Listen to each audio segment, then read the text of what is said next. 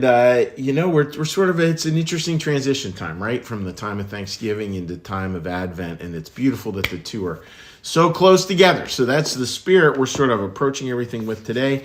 We're looking in this book, Secrets of Heaven, and taking a look at what this beautiful line in Genesis 18 might mean. It's kind of a deeper perspective that might have something to inform our day today. And it's a beautiful line from Genesis, where God's talking about Abraham, and he says, "For I know him, because he will command his sons and his household after him, and they will keep the way of Jehovah to perform justice and judgment."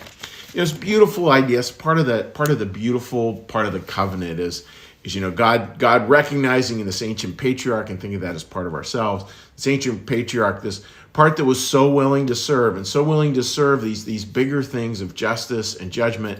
And it was willing to move forward in ways that God would have us move forward. And I think we all have that. We all have that part. And today, what I want to talk a little bit about is the role like theology can play with that. And play in that. And theology is really important. And we live in an era where we're so based on just whatever works for you is what works for you. And that's true to an extent, but boy, it sure is nice to have external sources of knowledge that help. In other words, good theology. And think of theology, think of theo, God, ology, think of logic. It's like God logic, like trying to see the world in a way that logically holds together. And the beautiful passage, beautiful explanation that we're asked to think about with that, and this is from the book Secrets of Heaven, 2234. A way or path is theology, for the reason that theology gathers into embrace everything that leads to goodness, or in other words, charity. So good theology, a good way to sort of see the world is where God gathers it all as a whole. And we bring in that intuitive part, what just has that conscience to it, that sense, that smell test. Oh yeah, this really works, or yeah, this really doesn't. And we also bring into that revelation. What's the revelation? Do we look at the Lord's Word, and maybe if you're Jewish, it's the Torah or the Quran or whatever you've been given as part of your life experience. That part of revelation is really important. So we have intuition, revelation, and last we have institutions. We live in an era where it's so easy to bash institutions. That's not a great idea. Institutions do wonderful things, and yeah, sure they can do some things that are off the rails. But institutions tend to have a whole history of knowledge, a whole history of working with ideas and moving them forward. And institutions have a lot of variety within them as well. So we have intuition, revelation, and then we also have intuition, institutions, and revelation. We have all three of those kind of coming together. And if you think of those like a tricycle, you need to have three wheels to keep it moving. The beautiful part of that, friends, is that this is to gather things together so we really will start to be able to practice the good of life. And so much of good theology, and this is something that I think is a pretty good judgment of whether theology's kind of on base or not, from any one of those three sources, is it leading to the good of life? I mean, that's the whole point. The point is to have it lead to the good of life. Now first we have to be able to see the good of life. So you imagine on this path. And we go on this path, and it's real important that theology helps us to point out things, helps us to point out the good of life, because we can miss so much. Whatever we go looking for is what we'll see. In other words, if we go into life like looking for all the problems, we'll see all the problems. We go into life looking for all the complaints, we'll see all the complaints. It's a little like somebody who's myopically focused just on watching the birds so they don't see any other animals. It's trying to come at it from a perspective where we're really trying to see what's good, like really looking at it.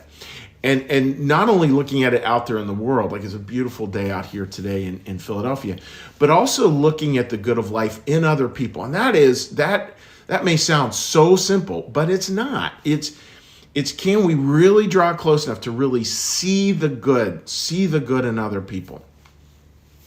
And then when we start to do that, then we start to, again, we see the good, and then we practice the good. We really practice it. And that's where the beautiful part of regeneration comes into, when we see the good in other people, when we see the good out there in the world, and when we start to practice it, we'll know those things that are getting in the way. They'll make themselves apparent very quickly. And that whole statement, it's such an important one, let it begin with me. when we see those things, how do we start to address those issues, to get that out of the way so we can get back to seeing what's really good? My friend Larry shared this one with me after church on Sunday, and I thought, oh, that's so good. It's so much that practice of the good, the embracing of the good. He said, on their street, they had a little gathering. What they decided to do, everybody was to remove their political signs from the yard, and then they were to have a block party. I love that. Signs out, block party in, that simple. That is serving the good. It's where we're moving away from division, where we can have different opinions, and there are times to have different opinions, and there's times to sort of park that to the side, and let's go back and remember that we are a community, that we are a family. We are, with in its broadest sense, that we are here to connect with each other. Christianity is a relational faith. We're here to relate to each other, and we're here to relate to God. We're here to see the good in the world and then practice it.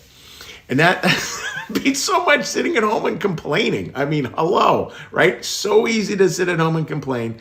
Much harder to get out and do these things. But that's what theology should lead to. Theology should lead you not to a life of complaint, but to a life of witnessing to the good, and then seeing that witness so deeply in your heart that you start to practice it. And it isn't always big things. It doesn't mean you have to race out and do a block party this weekend, but it means figure out something, some way to practice the good. You see it and you practice it. You see it and you practice it. And in your theology, the way God logic works is God will give you some intuitive sense of that because you have a unique perspective and unique love. He also gives you plenty of examples of where to find revelation. Lots of holy scriptures out there, beautiful ones we believe here in the new church. If you're Jewish or some other faith, great. Look at the best of that. What is the best forms of revelation in that faith? And then, of course, the last one is institutions. Like, institutions really have knowledge. They know things. They can do things.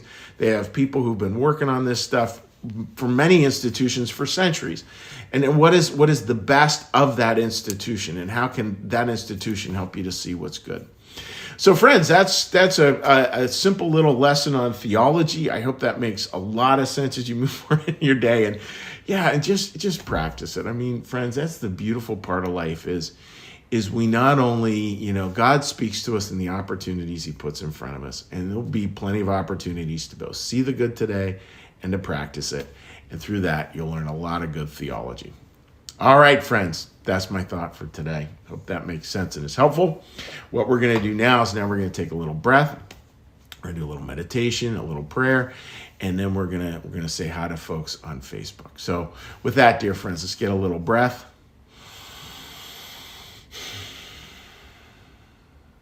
And listen to a prayer bell.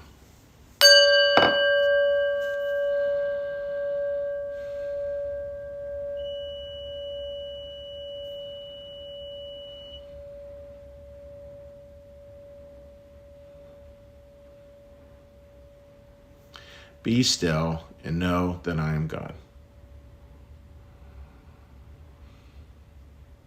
Be still and know that I am. Be still and know that I.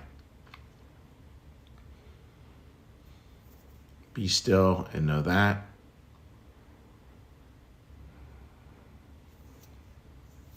Be still and know. Be still and. Be still. Be.